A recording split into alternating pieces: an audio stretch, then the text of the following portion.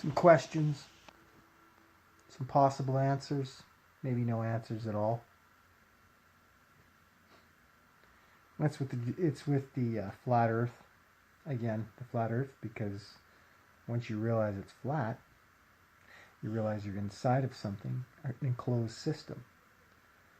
Now, there's a gentleman by the name of Nathan Oakley, which I've been watching a lot lately, and I suggest this to a lot of the people in BOI to get on board with this gentleman, just to listen to his information on flat Earth. While he is not a BOI member, he has some very good insight towards flat Earth. And one of the biggest things that they have a problem dealing with is the fact that you cannot have a pressurized system without a container next to a vacuum. So you've got the open Earth itself. It's an open system, according to NASA and all the space agencies. Well, obviously, it's a ball spinning around. That's what they're telling you. On an angle in space, hurling and twirling. You know, and it's not a container. There's no container. I don't see a container. So people are asking, well, how does the atmosphere stay on the ball as it spins? I'm not even going to get into the fucking water. Like, it's just, holy fuck, man. Really? So you've got this ball spinning, and it's got an atmosphere that's on the ball. And there's a vacuum right beside it, which is the vacuum of space. Now, they can call it gradient pressure. They can call it whatever the fuck they want. Gradient pressure is just their way of saying that it has layers and it goes out further. Okay, listen to me. Look at my fucking eyeballs. Listen to what I'm saying to you. There's no fucking pressurized system in the world that exists that is not in a container. You take a fucking compressor, you take a fucking propane tank, and you fill it up, you turn the fucking nozzle, and it's pressurized because the air that's in there, the propane or whatever gas you're putting in there, is contained in the container, creating the pressure. So you have Earth, and it's in space, and there's a vacuum, a gradient pressure vacuum. Doesn't matter if it's layers, doesn't matter. And they can't answer this. But what they can do is go into a spiel, and like a baby bird is being fed by its mama, and the mama regurgitates. They're fucking garbage. Fucking regurgitating, parroting, fucking shit nonsense. Pseudoscience by a bunch of fucking pseudoscientific priests. They're all priests. It's their religion. But you can't say that. Oh, we have scientific evidence. What's your evidence? They teach in classrooms? Like, I literally want to fucking go up to the teacher and ask him, where did you get your education from? How come a fucking 7-year-old knows more than you?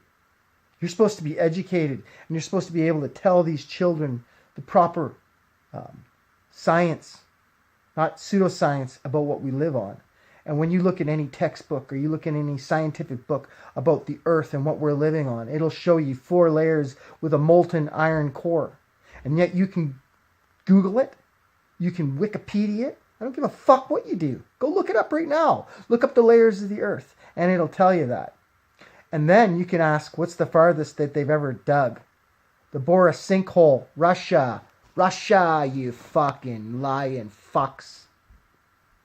So the farthest they've ever dug was like 9.1 kilometers, like 7.5 miles or some fucking shit like that. So unless the Earth is only 7.5 miles thick, deep, I don't think they've dug down there. And I'm pretty sure that what they're telling you is all speculation and bullshit. And just because it's coming from a goof with a fucking tie he adjusts every 30 seconds, hurling out a word that you don't understand and got to run to your thesaurus for, to fucking try to make yourself feel smart because you know something somebody else doesn't, then you're just as much of a fucking toolbar, a device that is being used and manipulated to con the rest of everybody else, to keep them all dumb. Like, dumb. Buh. And I hope the trolls, and I hope the fucking shills come, and I hope they tell me how stupid I am and leave their comments. But what it all boils down to is two things, right here, right now. They're scientifically valid. That is empirical science, not pseudoscience horseshit. And that is that you cannot have a pressurized system without a container beside a fucking vacuum. Number one. And number two, they do not have evidence of what is at the center of the earth and all the layers. That is false information. And if I was to put out false information, I would be charged accordingly, and I would face the judicial system and probably go to fucking jail for lying.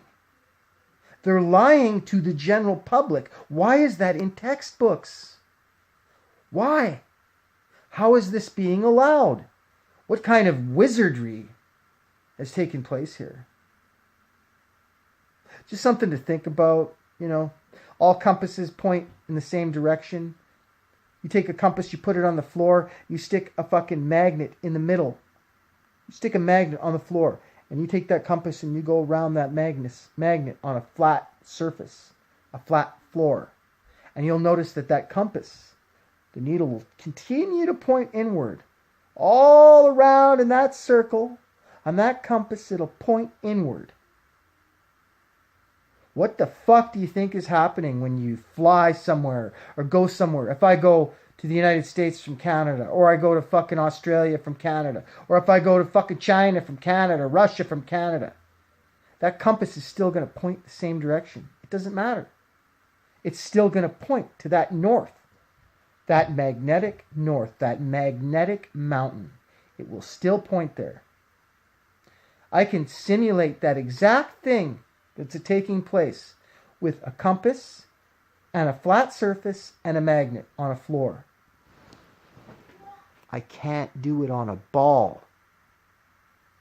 I can't do it on a ball, but I can do it on a floor. So, hold on a second. I got something for the Globers. Just let me... I got it in my pocket here. Oh yeah, here it is. Go fuck yourself.